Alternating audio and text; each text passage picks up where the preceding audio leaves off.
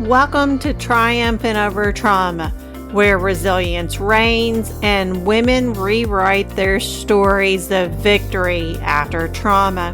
I'm Gina, your guide on this empowering journey. With a mission to help women overcome trauma, I'm here to inspire you to cultivate a positive mindset, embrace self-love, and find peace. Join me as we celebrate strength, reclaim power, and triumph over adversity together.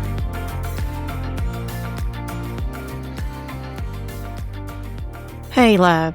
If you have ever felt like the world had its hands around your throat, silencing you, shaming you, shrinking you, this episode is yours.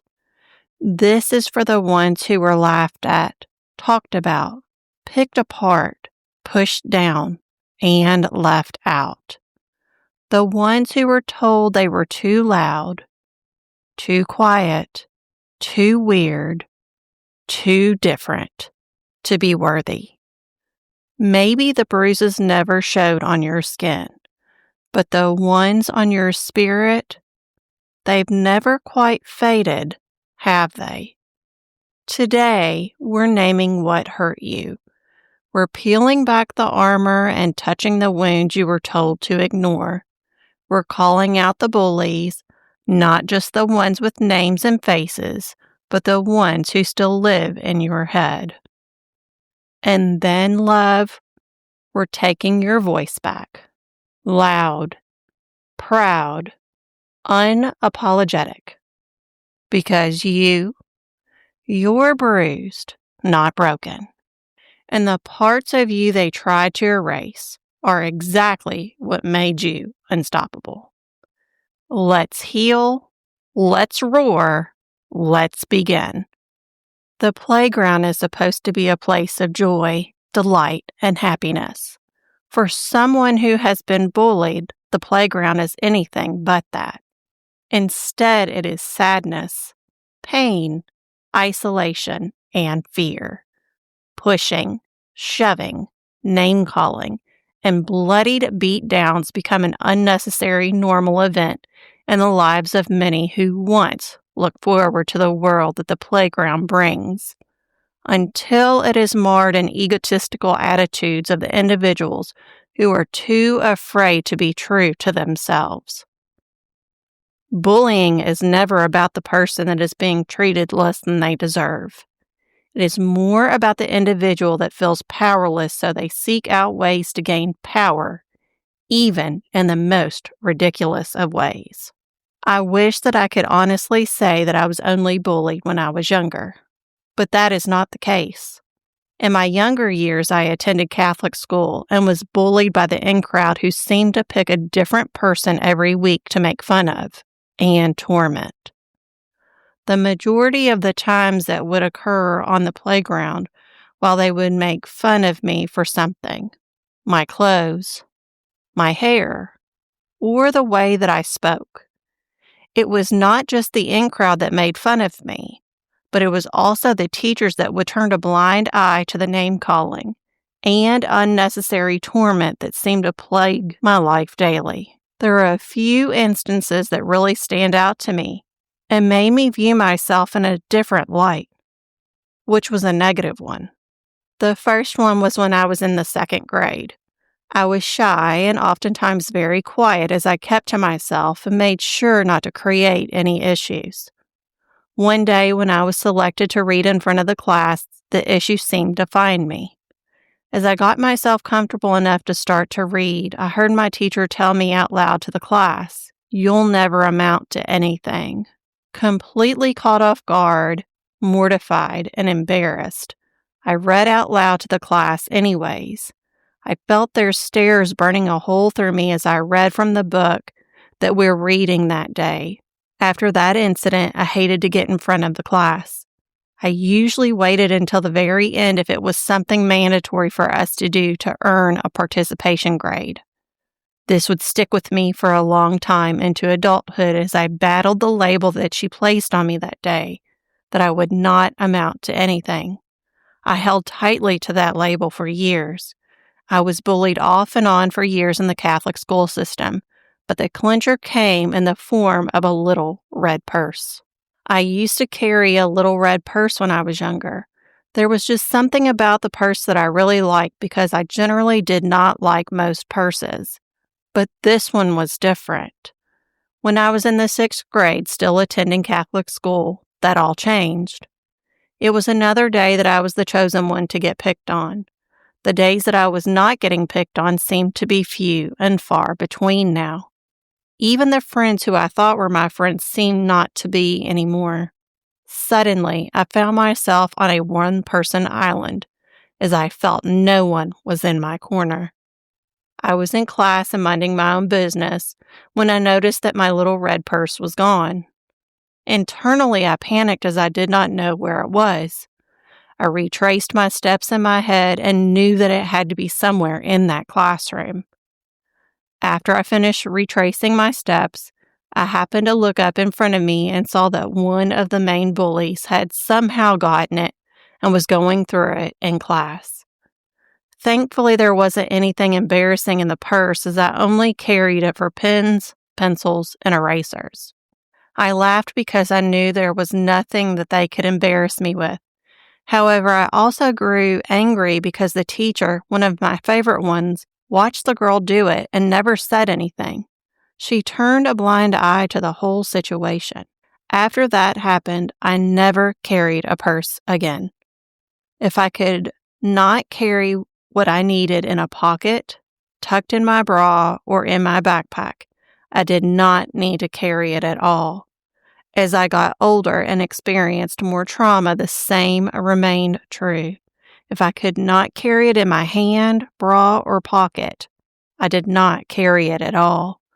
This was also done on purpose in case I needed a quick escape for safety. Funny how trauma creates a different perspective and solution base to drive forward the will to survive through any kind of negative situation.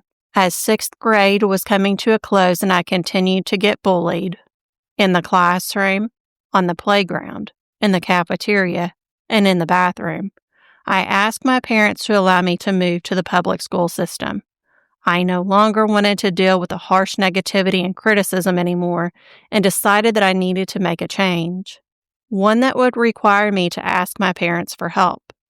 I have never been the one to ask anyone for help unless I really needed it, and in this case, I did. After a big debate and my mom saying no because she wanted me to stay in the Catholic school system, my dad backed me and signed me up in the public school system. What a completely different world. I do not know where I would be today if I had not asked for a change in my direction regarding my education. I was so green on my first day of public school and felt somewhat out of place. But I was accepted. I did have days when I was in 7th and 8th that I was teased, but compared to what I had been through, it was nothing that I could not handle. At this point, I was quick-witted and able to chime in on the jokes, and having the people who were teasing me laughing while earning their respect. I was no longer afraid of what I was going to deal with on a daily basis at school, and I was finally starting to feel safe enough. 8th grade graduation came and went, and then the decision to enter public school came for high school. I knew where I wanted to be, the public school system. My mom wanted me to attend her high school, an all-girl Catholic school. This would mean that I would lose who I was in order to be dressed like a clone of everyone else, and more than likely I would run into my bullies again.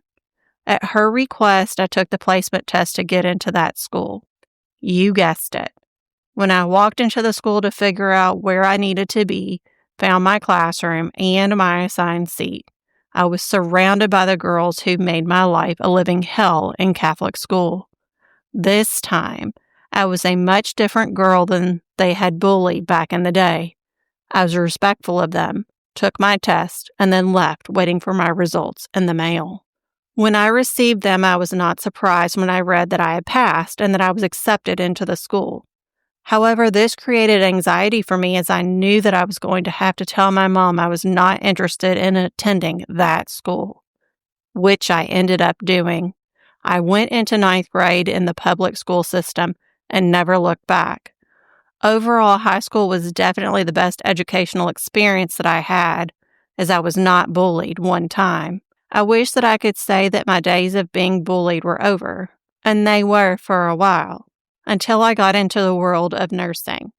I had always heard nurses eat their own, and they do. Well, the ones who are not comfortable enough with themselves to be able to create a safe working environment that is free of toxicity. With all of the previous experiences I had with being bullied, I showed up differently each time and learned how to adapt to my environment to still make it safe for myself, other new nurses, and the patients that we're providing care for. In the OR, I would learn how to gain a thick skin against unnecessary and rude comments until one day I had enough and I stood up for myself the first time.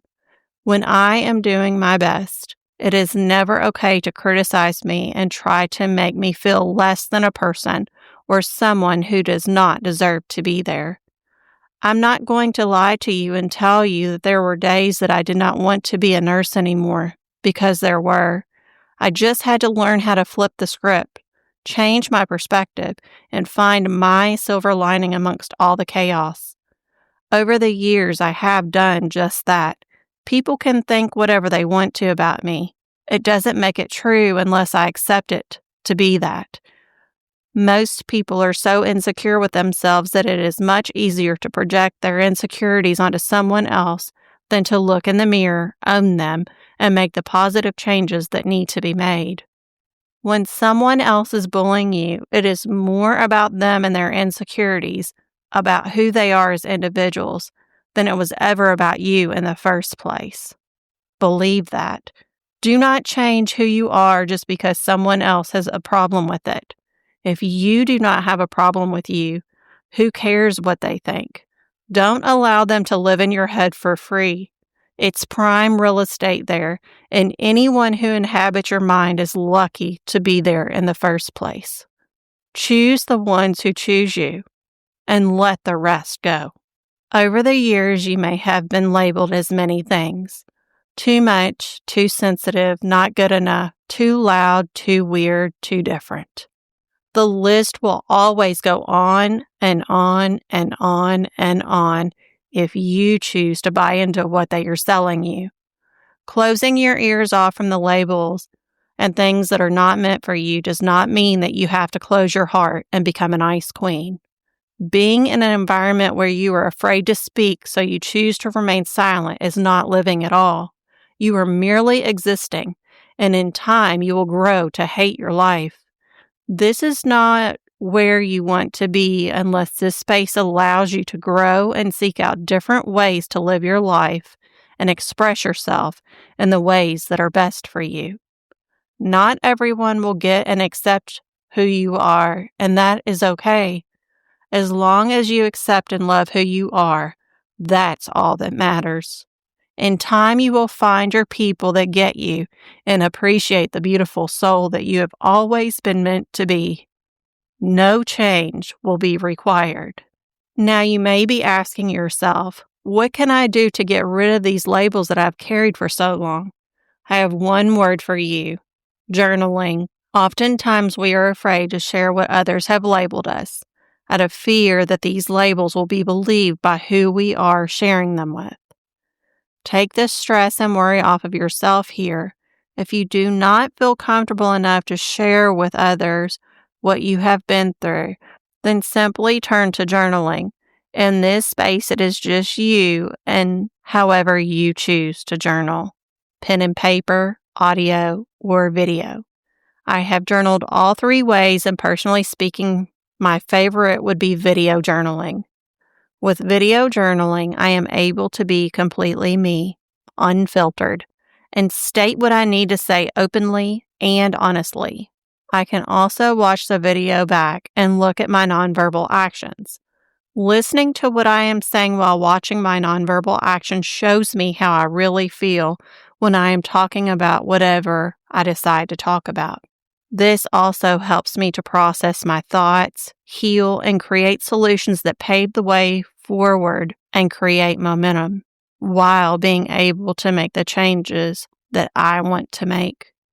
Don't get it twisted. I will not make a change if it is not right for me. I have spent a lot of my life living by the wishes and wants of others that only left me emotionally bankrupt, alone, and lost in the end. I am no longer willing to do that.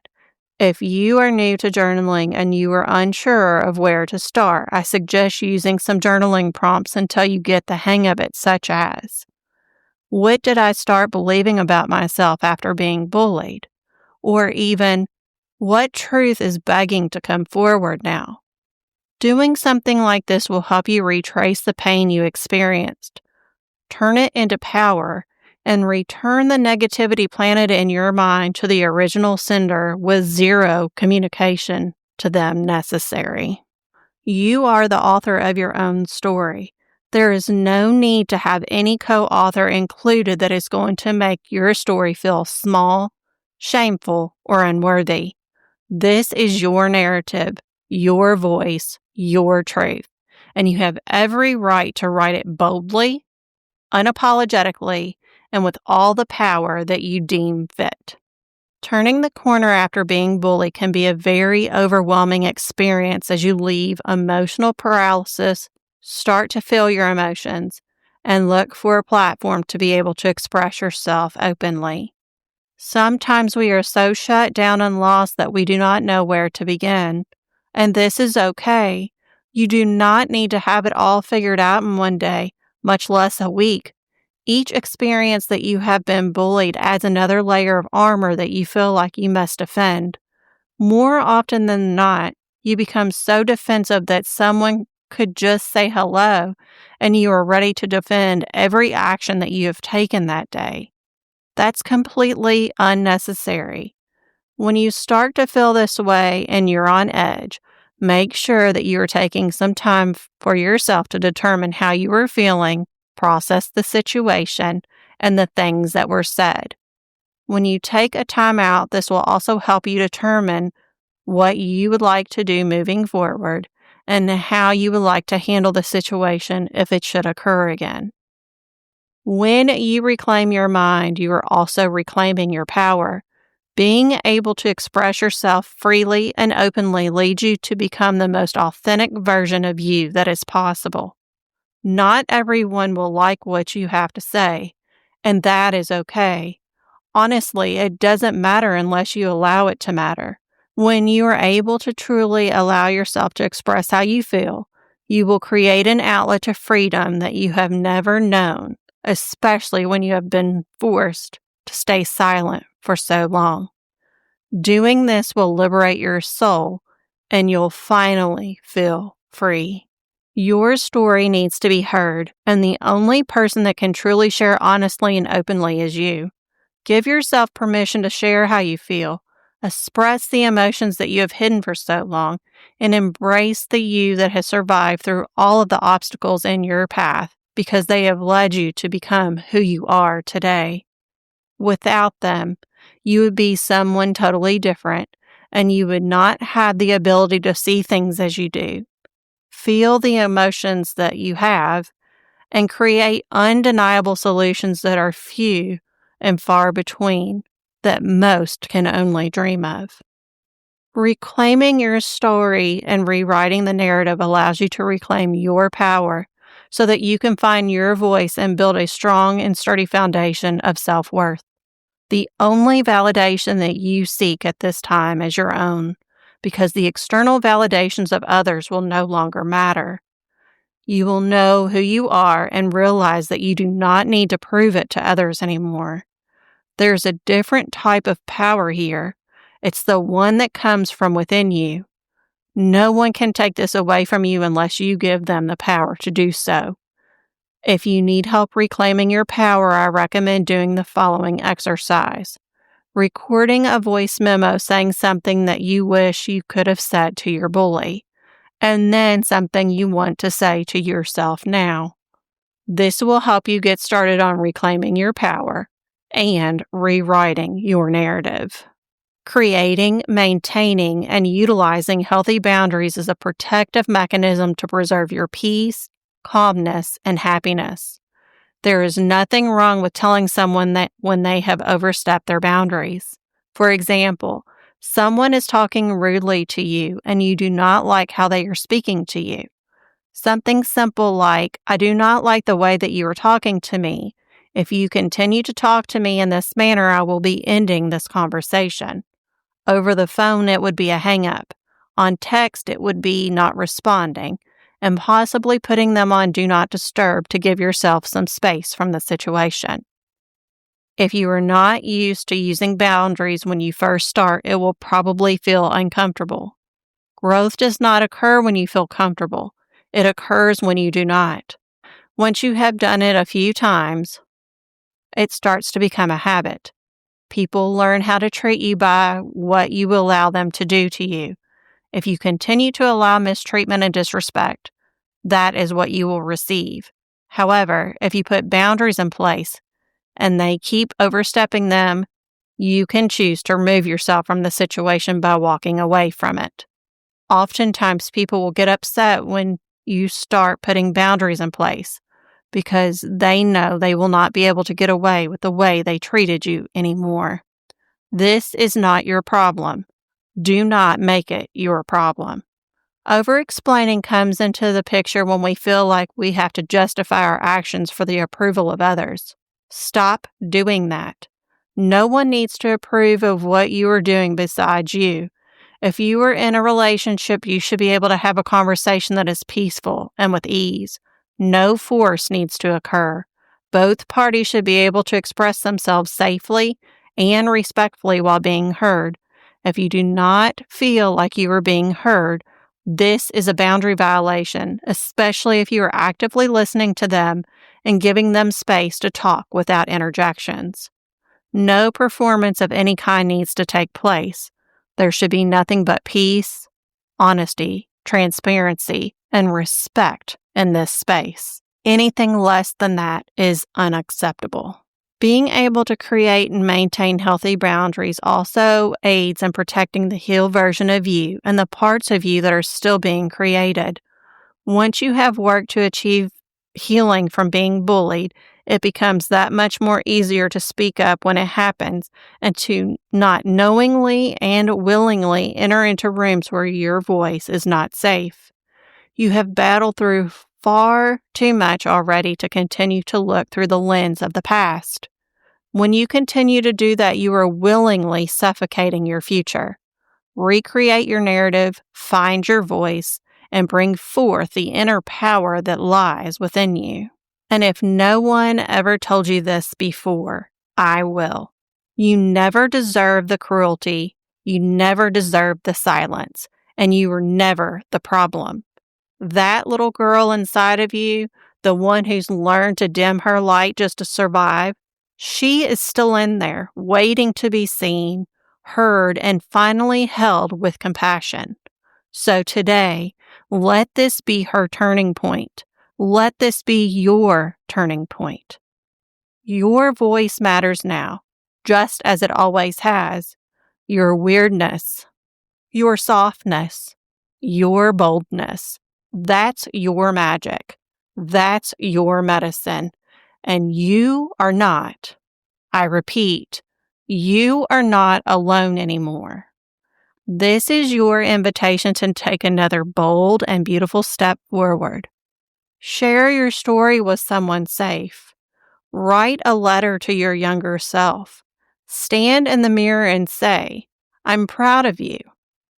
Sign up for my course, Finding Direction from Within, and start the deeper healing you've always deserved. Whatever that step looks like for you, take it.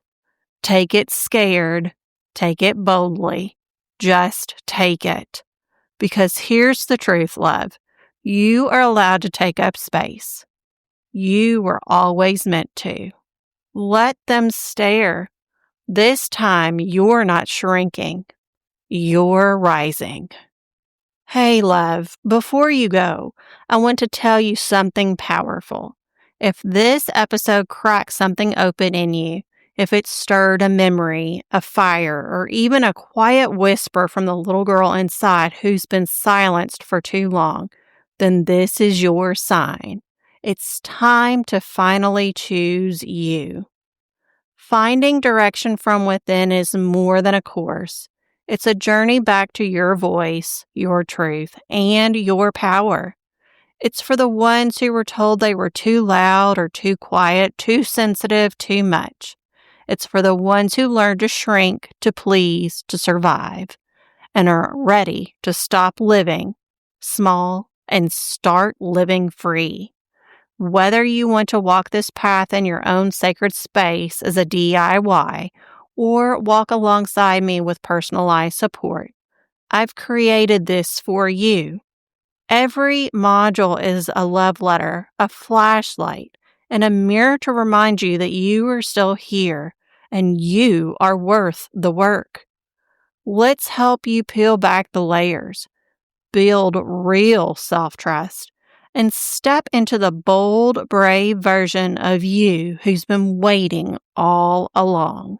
Tap the link in the show notes to sign up or simply go to www.bodyelementsmindelevation.com.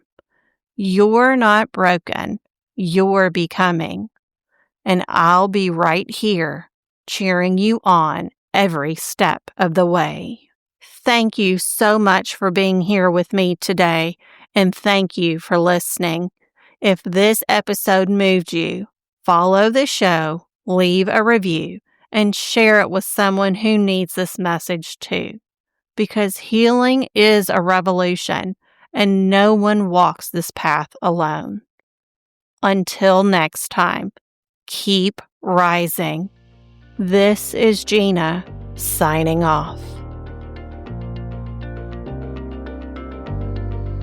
Thank you for tuning in to Triumphant over Trauma, where resilience prevails and women rewrite their stories of victory after trauma. Remember, healing is a journey, not a destination. Keep embracing your strength, cultivating resilience, and shining your light bright. You are capable of triumphing over any challenge life throws your way. Until next time, keep rising and thriving. You've got this.